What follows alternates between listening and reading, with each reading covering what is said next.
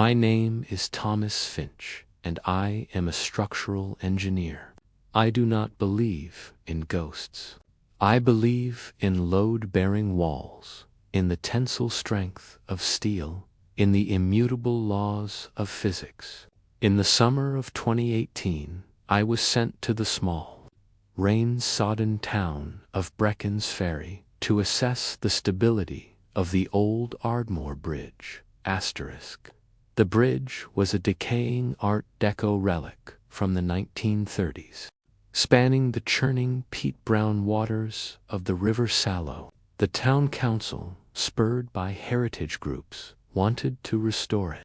My firm was hired to see if it was even possible. It was a simple job. 10 days, maybe 2 weeks.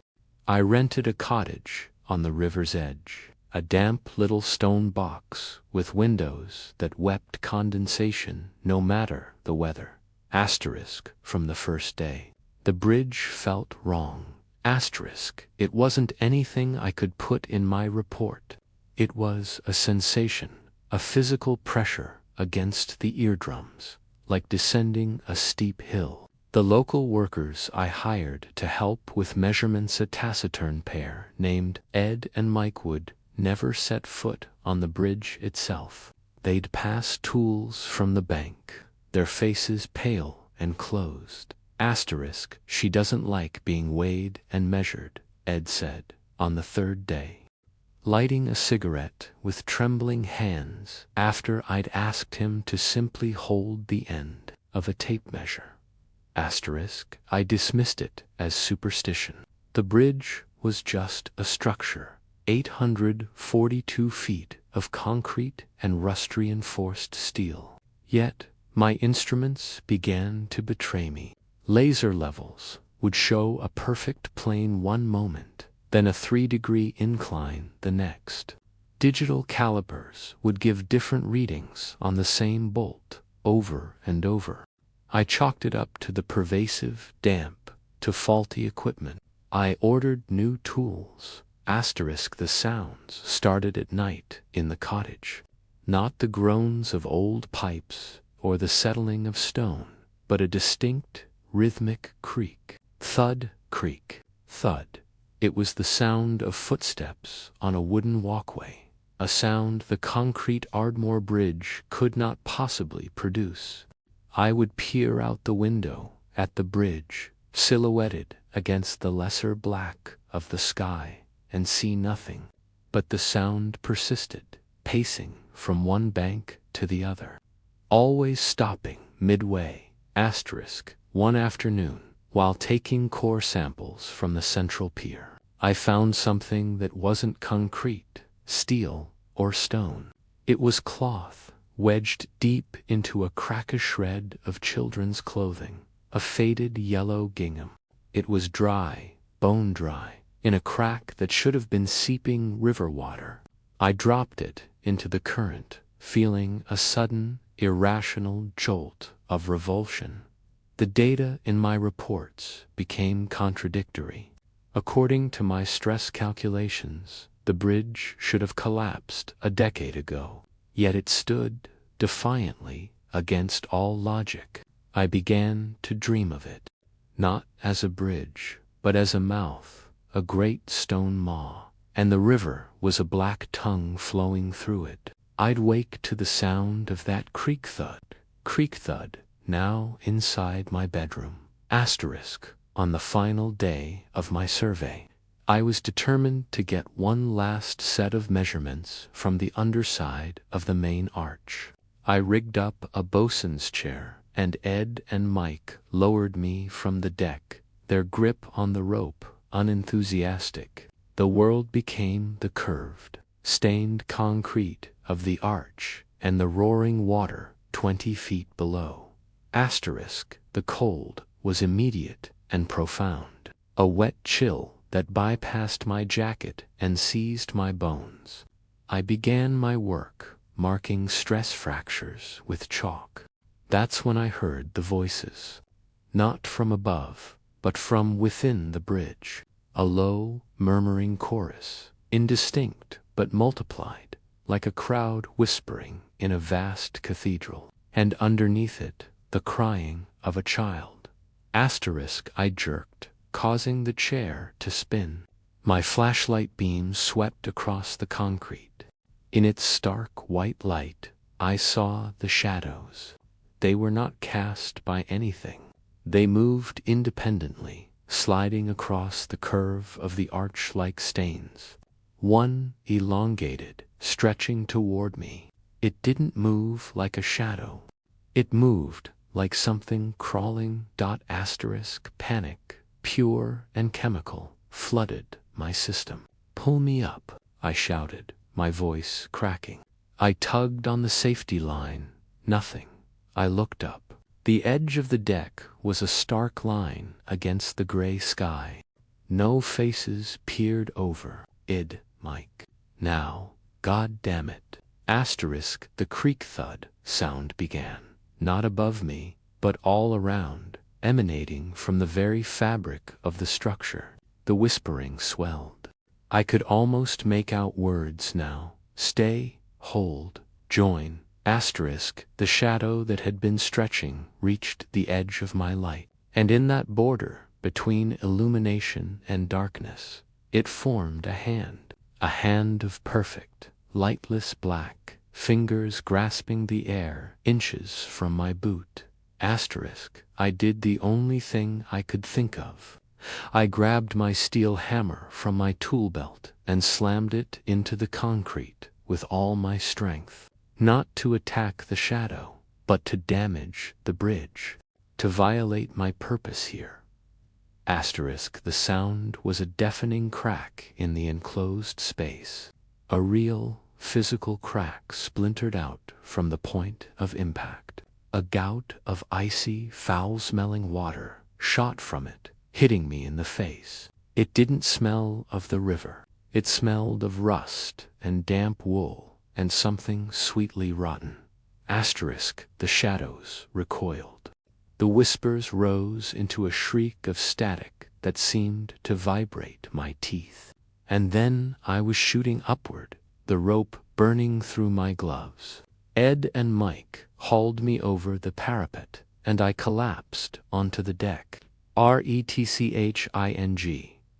Asterisk, we heard screaming, Mike said, his eyes wide. From down there, and from everywhere else. Asterisk, I didn't explain.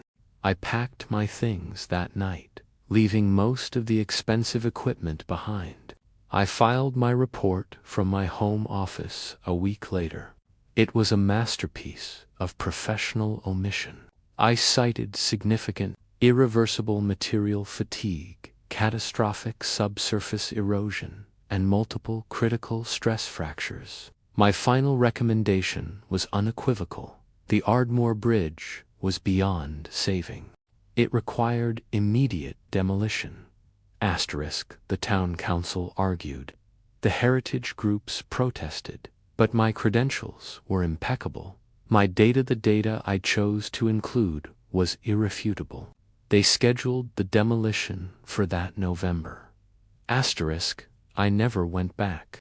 I followed the news. The charges were set with expert precision. On a still, gray morning, the Ardmore Bridge was destroyed. The charges fired in sequence, and the elegant arch crumpled in on itself, collapsing into the River Sallow in a cloud of dust and spray. That should be the end of it, but I am an engineer. I believe in cause and effect, in consequences. Asterisk, last week I received a photograph in the mail. No return address, postmarked from Brecken's Ferry. It was a professional shot, taken just after the demolition dust had cleared. It showed the river, littered with broken concrete, and on the newly exposed riverbed, where the central pier had stood for nearly a century, was a tangled, skeletal mass. Asterisk, it wasn't just rebar. Woven through the rusted steel, holding it together in a grotesque sculpture, were bones, dozens, perhaps hundreds of them, rib cages, encircling pillars, femurs acting as cross braces, skulls packed in clusters like bulging blind eyes in the structure's heart. Asterisk, the press, I hear, is calling it a historical mystery, a macabre burial site. They speculate about a disaster, a secret, a cult. Asterisk, I know better. The bridge wasn't haunted. It was the haunt. It wasn't built on something terrible. It was built of it. Every soul lost in the Sallow, every misfortune that befell that town, had been harvested, compressed, and used as mortar. The structure was a cage, and my calculations were right. It should not have stood. Not by the laws of physics, asterisk, but it did, because something was holding it up, something that needed a home, and now it is homeless. The sounds have started again. Not the creak thud of the bridge. It's a new sound, a dry, grating scrape, like concrete on concrete. It starts at the foundation of my house every night at dusk. It's in the walls now, a slow, settling crackle that isn't the house settling. Last night I saw the first shadow. It wasn't under the bed or in the closet. It was in the corner of the living room, a dark, vertical smear against the wallpaper, subtly load-bearing. Asterisk, I am writing this down because I need to document the failure, the catastrophic flaw. The bridge was a pressure valve. I didn't realize I was the engineer assigned to release what it was holding back. It is out, and an engineer understands that a force, once unleashed, must go somewhere. It must find a new structure to inhabit, to strengthen, to sustain itself. Asterisk, it has finished assessing my home. I can feel it taking measurements in the dead hours, testing the weight, calculating the load. I sit here at my desk, which is made of solid oak, and I feel a faint, persistent vibration coming up through the floorboards. It is the same sensation I felt on the Ardmore Bridge. A deep, resonant frequency. Asterisk, it is laying a new foundation. I always considered myself a pragmatic man, a professor of structural engineering, grounded in the immutable laws of physics. My horror was reserved for flawed, load-bearing calculations, not ghost stories. That changed with the house on Alwood Street. Asterisk, it wasn't a Gothic mansion, but a 1970s split level, its ochre bricks stained with damp. Sarah and I bought it for a song, charmed by the mature oak in the yard and the space for a future nursery. The unease began subtly, a textbook case of cognitive dissonance I was too arrogant to heed. The scent of ozone, sharp and clean like after a lightning strike, would appear in the master bedroom with no source. The house's geometry felt off. From the living room, the hallway to the bedrooms appeared a normal length. But when you walked down it, your stride count was always to more than it should have been. A minor discrepancy, easily dismissed as a trick of perspective. Asterisk, the first tangible event involved the basement door. It was a solid core door that opened inward to the basement stairs. One evening, after checking the circuit breaker, I closed it firmly. From the kitchen, Sarah and I heard it click shut. 10 seconds later, a slow, deliberate creak echoed through the house. The door was open again, exactly 6 inches. I checked the latch. It was fine, no drafts. I wrote it off as a settling house. Asterisk, then came the whispers.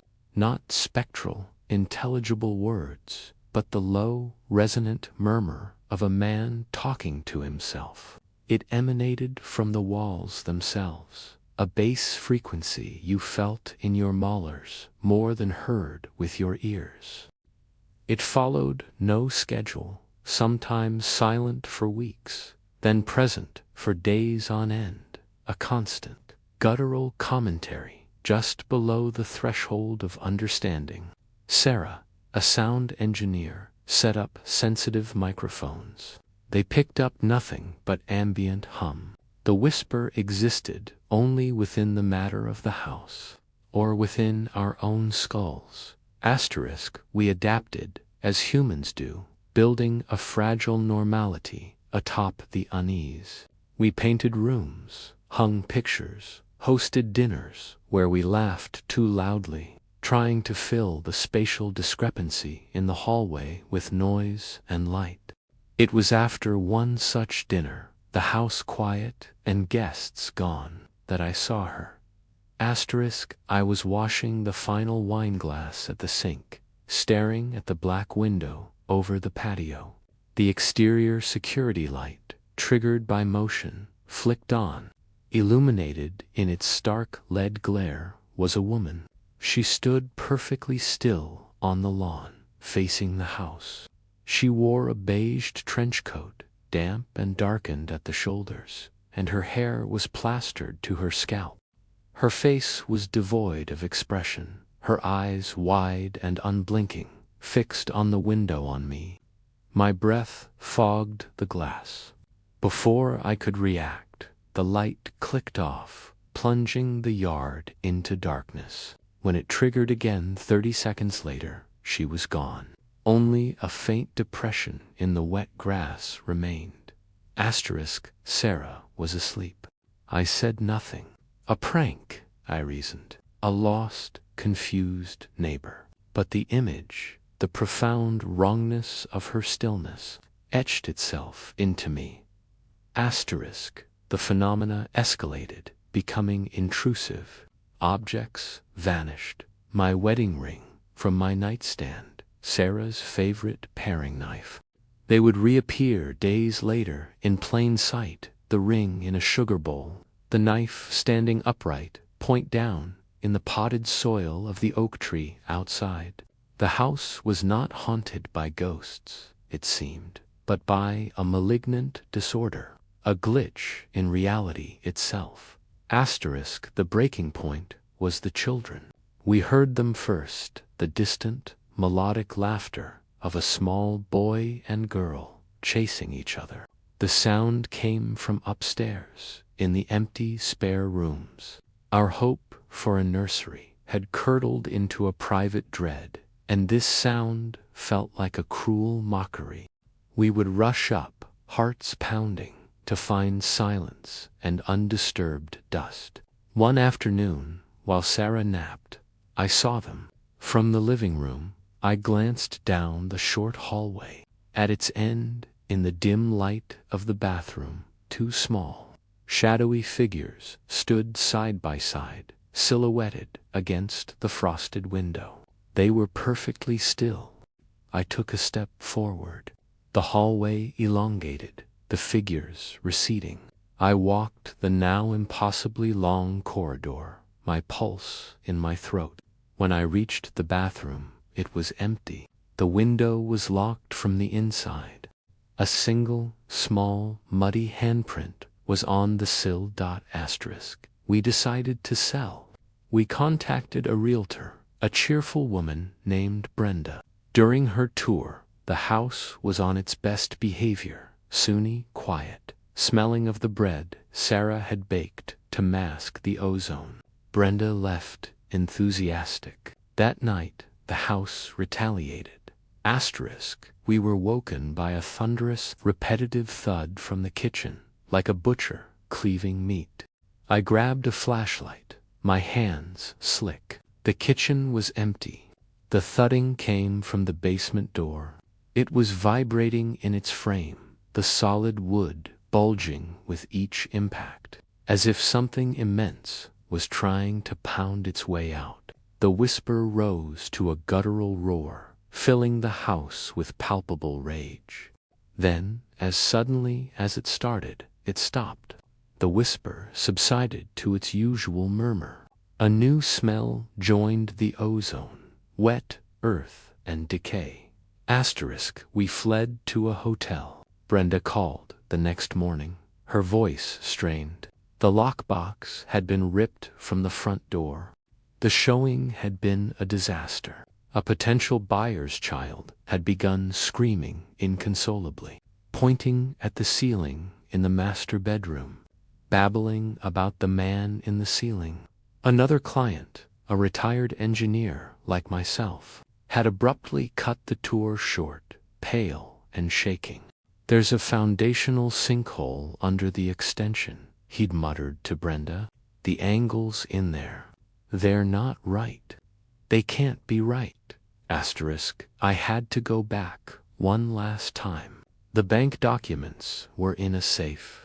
I went at noon, sunlight doing little to dispel the dread that clung to the property like the damp on its bricks. The key turned stiffly. The interior was freezing. The ozone smell was overpowering, layered now with the cloying scent of turned soil. I retrieved the papers from the study. The whisper was active, a low, urgent muttering that seemed to coil around me. As I turned to leave, I saw writing on the hallway wall, in a hand that was not my own or Sarah's. It was etched into the paint, not with a tool, but as if the wall had formed the letters. It read, "You are the foundation now." A soft, wet crunch came from under my feet. I looked down. The beige carpet in the hallway was bulging upward in a slow, continuous ridge, as if a massive mole were tunneling just beneath the surface. It moved from the bedrooms towards the living room, buckling the floorboards with a sound of splintering wood. The whispering coalesced into a single, clear sentence, spoken directly into the center of my mind by a voice that was dry as bricks and rich with grave mold. "We needed better bones. Yours will do." The house fell silent, but the silence was worse. It was the silence of a completed circuit, of a satisfied hunger. I ran, truly ran, for the first time since boyhood. We sold the house for a massive loss to a cash buyer, a distant LLC. I never inquired. We moved across the country. Sarah sleeps with the lights on now. We never speak of Alwood Street. But here is the true horror, the one that has dismantled my world of concrete and equations. The geometry here, in this new, sun-drenched California bungalow, is beginning to feel strained. This morning I counted my steps down the hallway to the bathroom. It was one step longer than yesterday. And just now, as I washed a coffee mug at the sink, I caught a faint, sharp scent on the air. Not ozone. It was wet earth. I never believed in the supernatural until I inherited my uncle's house in rural Vermont. Marcus had been a recluse for the last 15 years of his life, and when the lawyer called to inform me I was his sole heir, I hadn't seen him since childhood. The house sat on 40 acres of dense woodland, a 3-story Victorian that had seen better days. I arrived on a October afternoon when the light was already dying, the structure looming against bruised clouds like something out of a Gothic novel. The lawyer had given me the keys and warned me the place needed work. But nothing prepared me for the oppressive atmosphere that hit me the moment I stepped through the door. The air inside was thick and cold, smelling of mildew and something else, something organic and wrong that I couldn't quite identify. The furniture was covered in white sheets that had yellowed with time, and portraits of stern-faced ancestors lined the hallway, their eyes seeming to follow my movement. I told myself it was just an old house, that the creeping unease was simply my imagination responding to unfamiliar surroundings.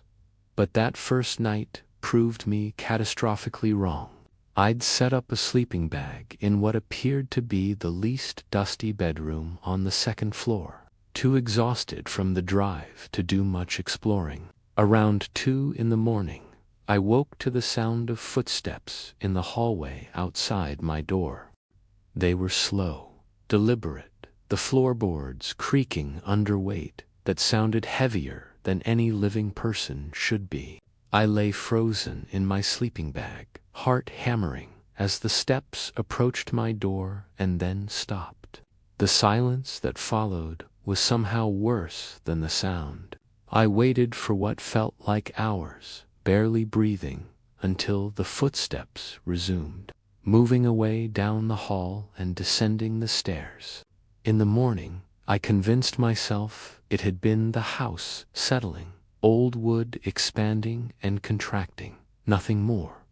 But when I went downstairs, I found muddy footprints on the floor, prints far too large to be mine, trailing from the front door to the base of the stairs and back again.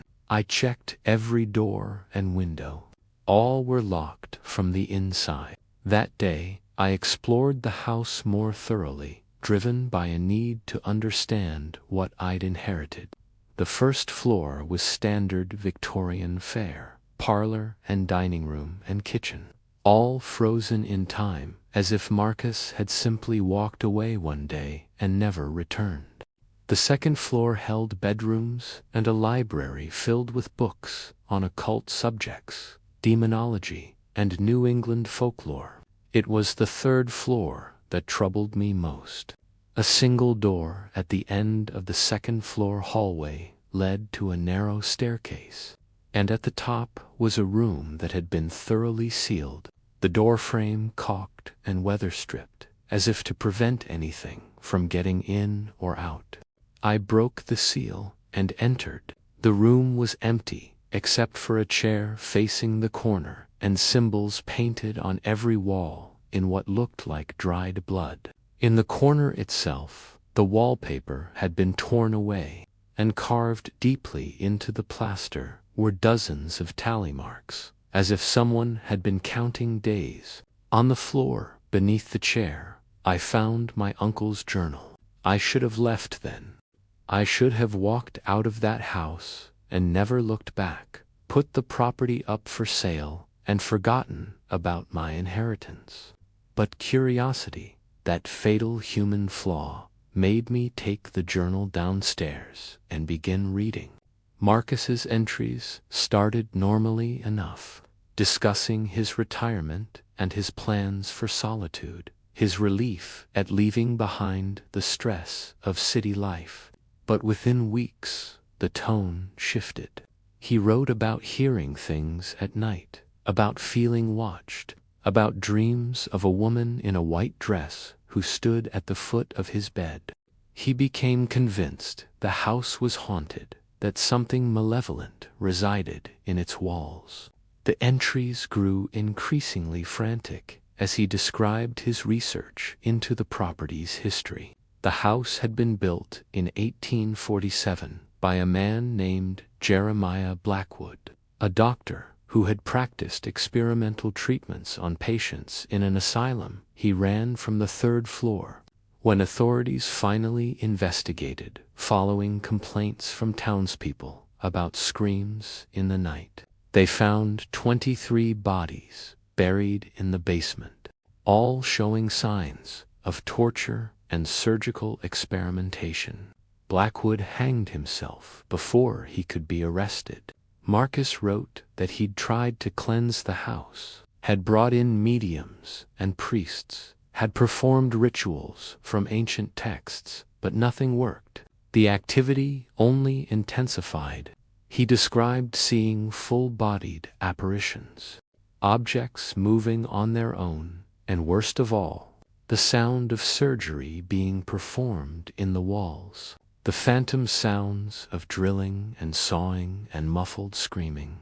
His final entries were nearly illegible, the handwriting deteriorating into desperate scrawls. He wrote that he'd devised a way to contain it, that the symbols in the third-floor room would keep the entity trapped, but that he had to maintain constant vigilance, had to sit in that chair and watch to ensure it didn't escape. The last entry was dated 3 days before his death. It read only, "It's learned to mimic my voice." I heard myself calling from downstairs. I didn't go down. God help whoever comes here next. I felt cold sweat break out across my skin as I finished reading. The light outside had faded to dusk without my noticing, and the house was filling with shadows. I decided I would leave first thing in the morning, would call the lawyer and arrange for the property to be sold as is. But as I stood to gather my things, I heard it, my own voice, calling from upstairs. "Hello, is someone down there? I need help." The voice was perfect, exactly my cadence and tone.